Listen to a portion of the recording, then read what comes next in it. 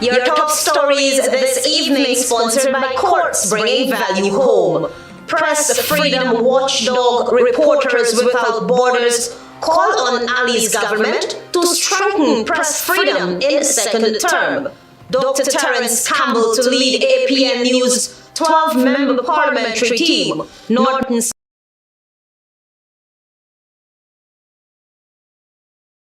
Hughes credits Mohammed's campaign style and philanthropy for Wind's success. And Indigenous youths must be proud of their cultural heritage. First Indigenous aviator and multilingualist, Ovid Williams. HGP Nightly News begins now.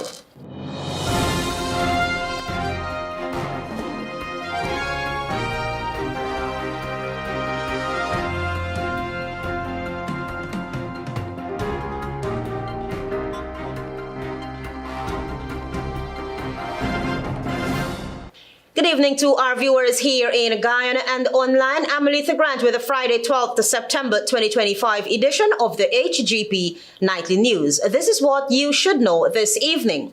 Following his re-election, President Irfaan Ali is facing renewed calls to improve press freedom in Guyana, with Press Freedom Watchdog Reporters Without Borders urging the People's Progressive Party Civic Administration to back up its recent promises of transparency with concrete action. Find out more from Tiana Cole.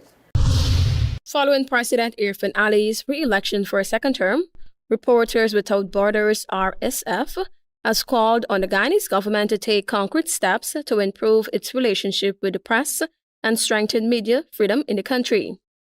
On September 1, Guyana held general elections in which the People's Progressive Party (PPP) secured a majority. While the outcome reinforced Ali's political standing, RSF stressed that his administration's first term was marked by hostility toward journalists and media houses. The Press Freedom Watchdog is urging the government to use this new mandate as an opportunity for reset. Guyana currently ranks 73 in the 2025 RSF World Press Freedom Index, but its political indicators stand at a much lower 111th. According to RSF, this reflects the government's significant influence over the media. The European Union Election Observer Mission (EU-EOM) also highlighted the issue in its post-election review, noting that, quote-unquote, the undue advantages of incumbency contributed to an uneven playing field, and that the media landscape remained highly politicized. One high-profile case was that of Leroy Smith, publisher of the Big Smith News Watch, who faced threats of sedition charges and a multi-million-dollar defamation lawsuit in October 2024, after reporting on alleged misconduct by a senior police official. RSF said harassment of journalists by government supporters is a recurrent complaint.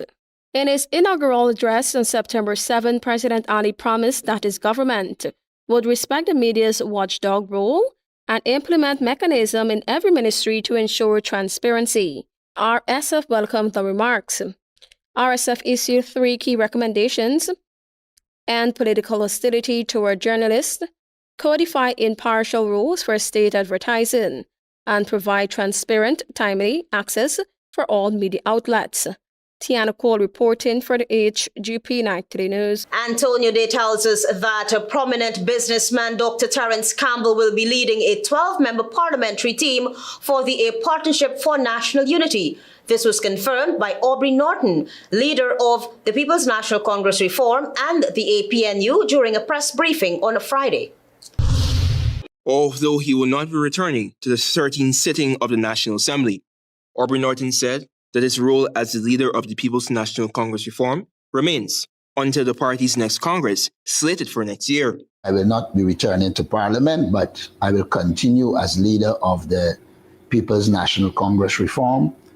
I will work to continue the rebuilding of the party. Like I said in the statement I made after the elections, our party is like a good oak tree. It will re-emerge and re-emerge stronger. Prominent businessman Dr. Terence Campbell will be leading a 12-member parliamentary team for their Partnership for National Unity. Mr. Norton said that he will preside over the party and ensure that mechanisms are implemented in preparedness for the next general and regional elections in 2030.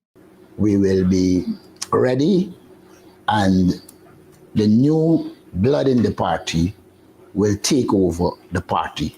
I hope that is an indication that I have no intention of running for the presidency in the future. With the We Invest in Nationhood attaining 16 seats and being the main opposition, the PNCR leader said that APNU is ready to work with any of the parties representing the opposition when necessary. We are ready to cooperate with any group to ensure that there is transparency and accountability in the management of our affairs. The seasoned politician told journalists that from the outset, he has made it pellucid that he wants to see integrity taking precedence at the level of the government. Despite APNU's rigorous campaign, it did not secure its initial portfolio as the main opposition, nor the helm of governance. However, Norton made it clear that at the moment, himself and party are back to the drawing board. The PNCR leader also noted that the list of party representatives at the regional level have been submitted to the relevant authorities, which will be known soon. Dr. Desta Todd, Sher Duncan, Ganesh Maipal, Coretta McDonald, Joretta Finance, Dr. David Hines, Nima Flubes, Vince Roy Jordan, and Saiku Andrews are among the parliamentary representatives for APNU. Antonio Day reporting for the HGP Nightly News. Meanwhile, Alliance for Change's executive member Kathy Hughes has credited leader of the We Invest in Nationhood, Azzuddin Mohammed's style, philanthropy, and ability to connect with voters as central to his party's breakthrough in the 2025 general elections. Hughes says the young politician struck a chord with voters by combining philanthropy, financial resources, and a fresh image that convinced many Guyanese he could deliver change. More in this report. Alliance for Change AFC executive member Kathy Hughes has credited We Invest in Nationhood win leader Azzuddin Mohammed's style, philanthropy, and ability to connect with voters as central to his party's breakthrough in the 2025 general election. Hughes argued that Mohammed's years of giving back to communities helped establish credibility among citizens who were eager for a political figure outside of the traditional system. She noted that his personal image, marked by fashion choices and a public presence, resonated with younger voters, reinforced the idea that he represented something new. According to her, this combination of financial capacity, a reputation for generosity, and outsider status allowed him to stand apart from other parties and tap into discontent with politics as usual. He definitely made people feel that he wasn't part of the system before. He was not, and I think that was a very critical aspect. I think most Guyanese were just tired of the same old and wanted something totally different. She observed that Wynn's campaign approach also reflected broader changes in the political climate. Unlike the mass rallies of previous elections, smaller, more localized engagements proved to be more effective this time.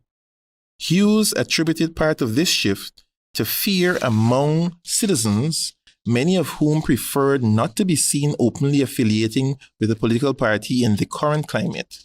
We were far more tolerant of the fact, as a people, that everybody was entitled to support whatever party they wanted to support. And there wasn't this viciousness and this destructive personal attack to our politics. Hughes acknowledged that the AFC itself faces challenges, especially in reaching young voters.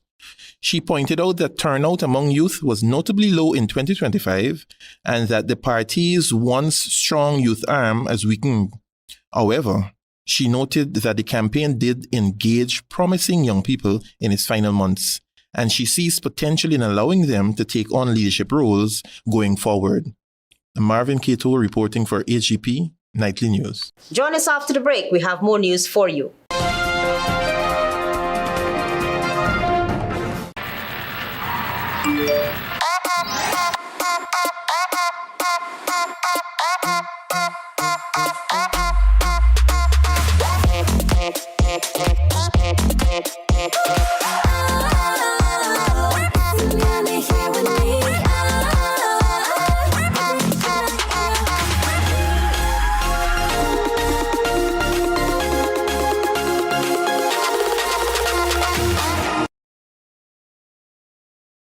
Welcome to SNL Electrical Inc., where lighting's and electrical needs are met with expertise and style. From the latest in electrical lamps to durable cables, circuit breakers, panels, we have it all. Illuminate your space with our elegant chandeliers, stunning crystal lights, and versatile pole lights. Looking to upgrade your comfort? Explore top-of-the-line AC units and our diverse selections of stylish styles. Visit us at 170-180 Thomas Street, Kitty, Georgetown. Discover a solution that not only lights up your world but transforms it. Call us on telephone number 226-3018 or 223-1634. SNL Electrical Inc. powering your life with elegance, quality.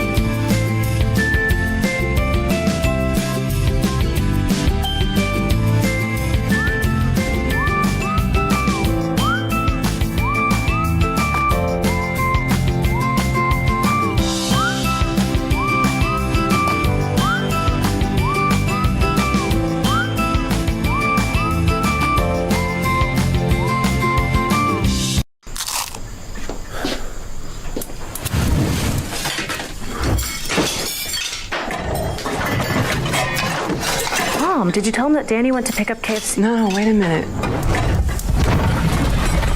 Are we really not going to tell him we already have KFC? A tasty dinner shouldn't be that complicated. Crunch the routine and order a delicious KFC bucket for the best price. KFC, it's finger-licking good. Commissioner Rolfe Establishment.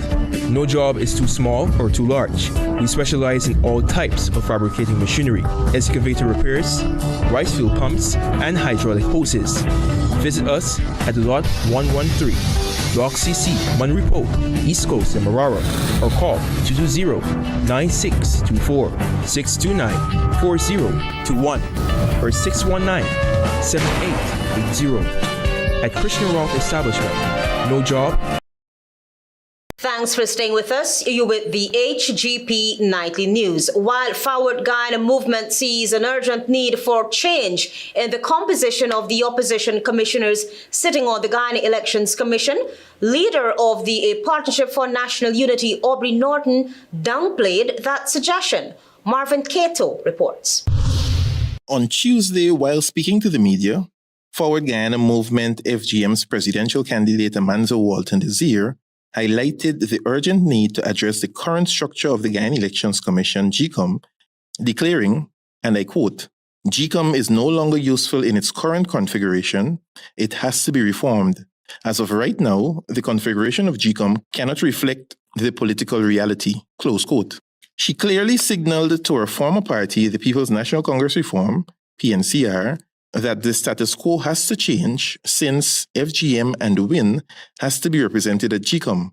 However, on Friday, at a press conference, PNCR and the Partnership for National Unity APNU leader Aubrey Norton poured cold water on what the FGM leader said. As it relates to the composition of the Elections Commission, I see no problem with the system if it is allowed to work. Norton agrees that there should be an overhaul in the manner GECOM works. However, he does not support the changing of commissioners since previous chairs of GECOM have shown how the system can work if the two sides are given the opportunity to work their differences out and come up with plausible solutions. If one remembers that you had 3-3, but the chairman did not play the role of arbiter. The chairman played the role of consensus building, conciliation, etc. Norton and Walton Desir, who is poised to take up a lone seat in Parliament, do not see eye to eye on this issue. The law determines that, as far as I understand it. I don't remember if it's 1998 or 99, but we agreed on a permanent commission As far as I'm aware, there's nobody with the authority to move anybody from the commission. Marvin Cato reporting for HGP Nightly News. President Irfaan Ali on Friday convened a high-level meeting with permanent secretaries and deputy permanent secretaries to articulate his government's vision and define clear expectations for their roles in advancing Guyana's national development agenda. Find out more from Tiana Cole. During an engagement with permanent secretaries and deputy permanent secretaries on Friday, President Irfaan Ali underscored that his administration is determined to accelerate and modernize public service delivery. He outlined plans for a fully digitized framework that prioritizes customer service, efficiency, transparency, and performance-based results. Quote unquote, "The transformation must always remain people-centered," the president emphasized, stressing that reliability, efficiency, and timely delivery of services must guide every action taken by government officials. He further noted that his push for digital governance is not only about modernizing systems, but also about ensuring citizens benefit from responsive and accessible services. As part of the first phase of his administration's transition into its second term, the president announced several new senior appointments. Sharon Rupchand Edwards has been appointed Permanent Secretary of the Ministry of Foreign Affairs, while Roger Rogers will serve as a Permanent Secretary at the Ministry of Tourism, Industry and Commerce. Dawn Ellis has been appointed Permanent Secretary in the Ministry of Agriculture, while Dr. Erica Fort will take up the post as Permanent Secretary at the Ministry of Human Services and Social Security. The president also noted that further announcements regarding additional permanent secretaries and other senior government officials will be made in the coming days. Brigadier retired Mark Phillips and Bart Jagdeo were officially sworn in as Prime Minister and Vice President respectively on Monday at the office of the President by President Irfaan Ali, in keeping with constitutional authorities. The two men previously served in the Ali-led administration. Tiana Cole reporting for the HGP Nightly News. Guyana's healthcare and education sectors are set for major upgrades as President Irfaan Ali met with a visiting team from Northwell Health to discuss plans for a National Emergency Medicine Authority and a new STEM center in collaboration with ExxonMobil. Jada June reports. President Irfaan Ali held discussions on Wednesday with Northwell Health Executive led by Dr. Eric C.O. Pina, Vice President, Founding Director of the Center for Global Health. The talks highlighted Guyana's ongoing efforts to modernize its healthcare system and expand educational opportunities through science, technology, engineering, and mathematics. Northwell Health, a leading New York State healthcare provider and the state's largest private employer, has been steadily building out its telemedicine program in Guyana since 2022. The initiative now operates across 81 sites, connecting patients and healthcare providers in real time through advanced audiovisual technology and integrated medical devices. Designed to target remote interland and riverine communities, the program has already improved access to care and strengthened emergency response. Earlier this year, during the Guyana Dialogue, Dr. C.O. Pina revealed plans to integrate telemedicine services into an acute care command center. He said the system would allow specialists to provide immediate remote consultations, reducing unnecessary and costly medicine evacuations. Highlighting that the transfer from Latin is not necessary and telemedicine is a solution.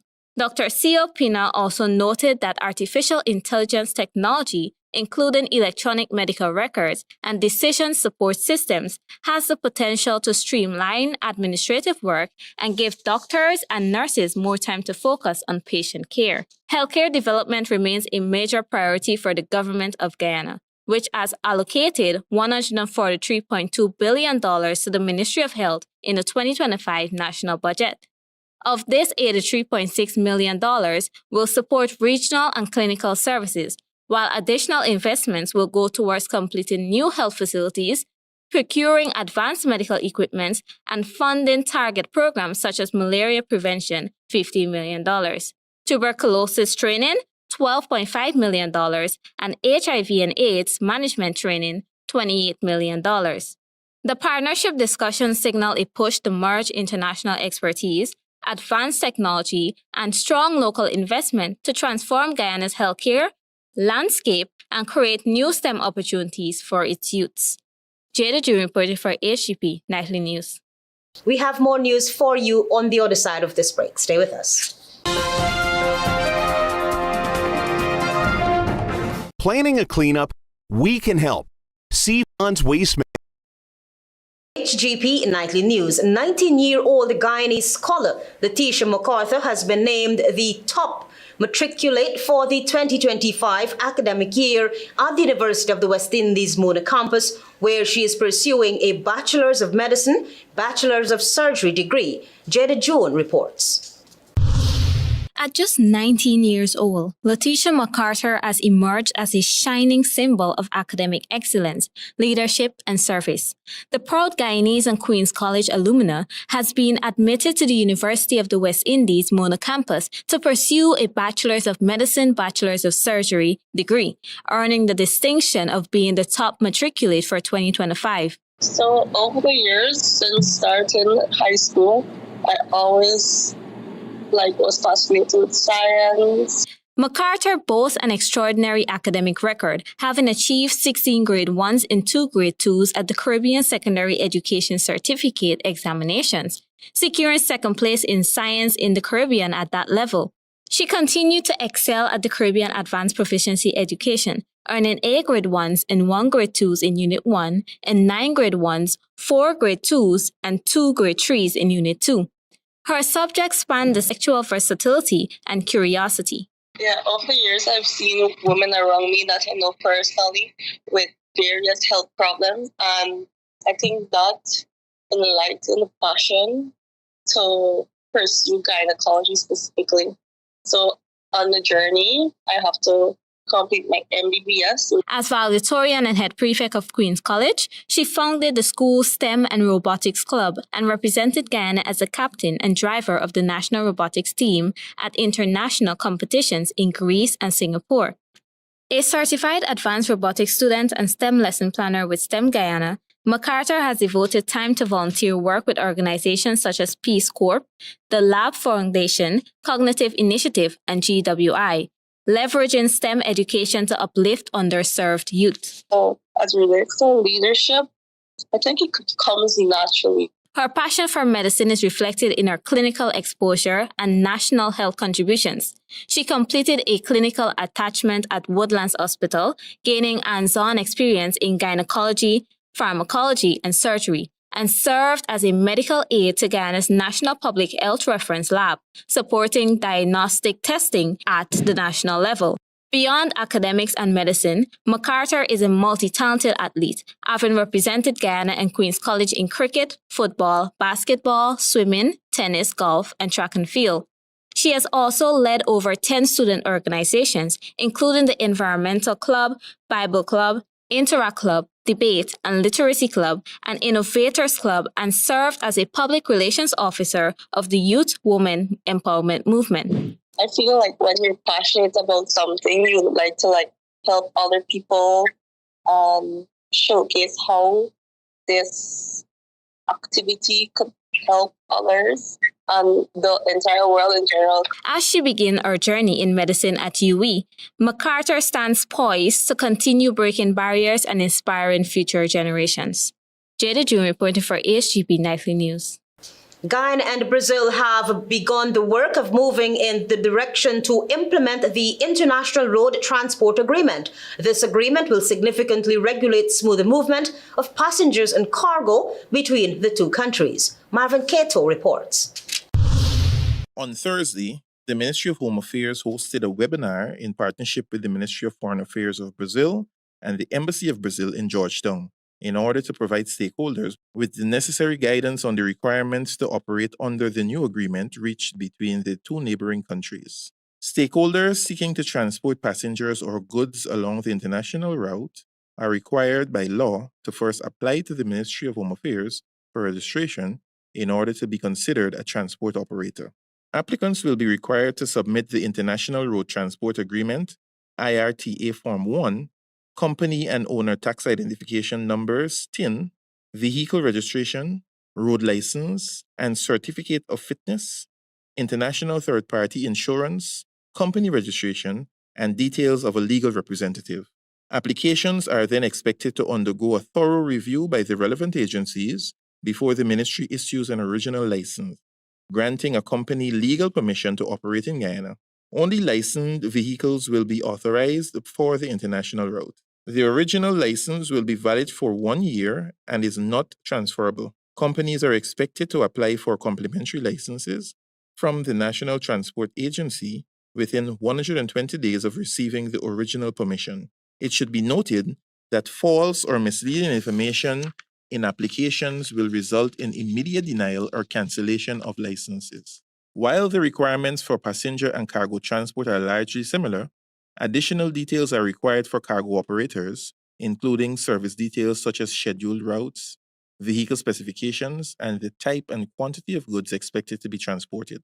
One should note that all vehicles must comply with the regulations of both Guyana and Brazil. All carriers are also required to submit advanced customs declarations specifying the cargo. Under the IRTA, movement from ALETHEA to Bovista return twice daily, while ALETHEA to Manaus return trip will operate once daily. This is Marvin Cato reporting for HGP Nightly News. Antonio Day tells us that Guyana's first Indigenous aviator, Ovid Williams, is hopeful that young people from this ethnic and cultural background will be proud and conscious of their heritage as the month of September is designated to celebrate the nation's first peoples. Ovid Williams, Ghana's first Indigenous aviator and multilingualist, has broke the communication barrier by being versed in speaking several Indigenous languages, including modern languages, Spanish and Portuguese. The former Queen's College alumnus, during an exclusive interview with Nightly News, said he's hoping that Indigenous youths are prideful about their culture heritage. But I'm hoping that younger people would follow my footsteps and they would all be conversant in their Indigenous languages.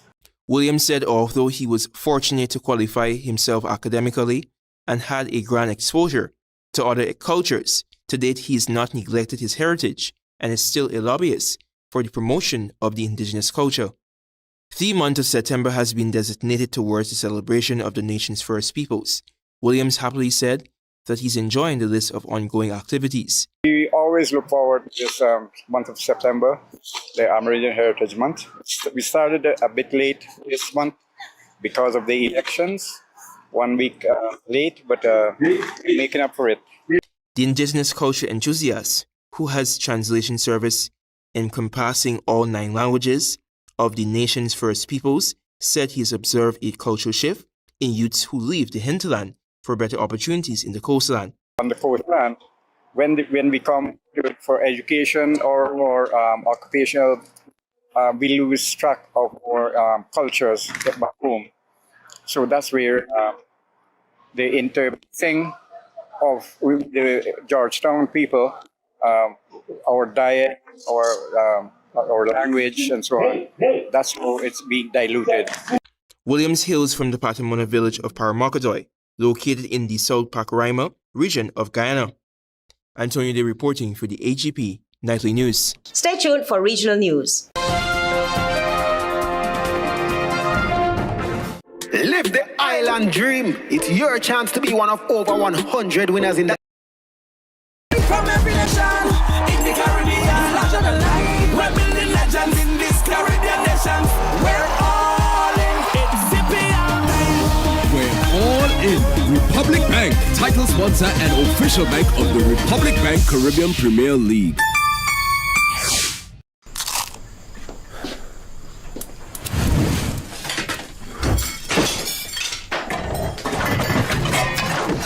Mom, did you tell him that Danny went to pick up KFC? No, wait a minute. Are we really not going to tell him we already have KFC? A tasty dinner shouldn't be that complicated. Crunch the routine and order a delicious KFC bucket for the best price.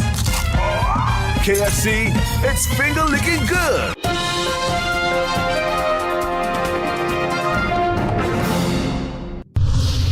Good evening and welcome to Friday's edition of the Regional News. I am Antonio Day. We begin with news in Jamaica.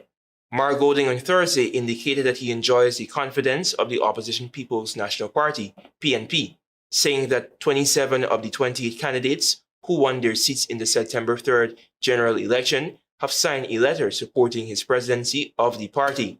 Golding also shut down talks that he should offer his resignation to the party after it lost the fiercely contested election 28-35 to the Jamaica Labour Party, JLP, a historic third consecutive victory for the ruling party.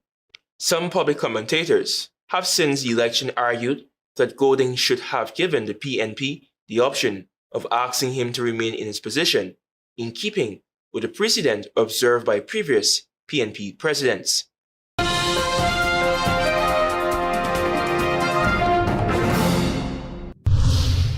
Turning attention to news in Brazil. Former President Jair Bolsonaro was sentenced on Thursday to 27 years and 3 months in prison, hours after being convicted for plotting a coup to remain in power after losing the 2022 election, dealing a powerful rebuke to one of the world's most prominent far-right populist leaders. The conviction ruling by a panel of 5 justices on Brazil's Supreme Court, who also agreed on the sentence, made the 70-year-old Bolsonaro the first former president in the country's history to be convicted for attacking democracy and drew disapproval from the Trump administration. This criminal case is almost a meeting between Brazil and its past, its present, and its future. Justice Carmen Lucia said before she voted to convict Bolsonaro, referring to a history checkered with military coup and attempts to overthrow democracy. There was ample evidence that Bolsonaro, who is currently under house arrest, acted intending to erode democracy and institutions, she added.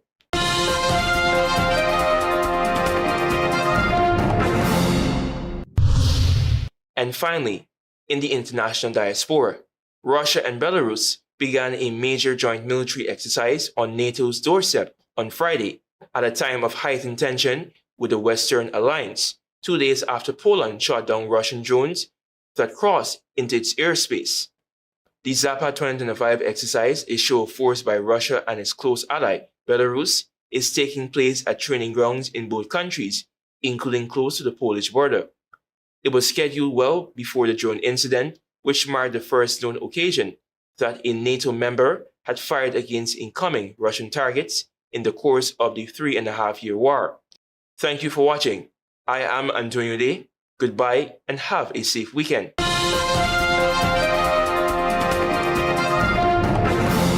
Press freedom watchdog Reporters Without Borders call on Ali's government to strengthen press freedom in second term.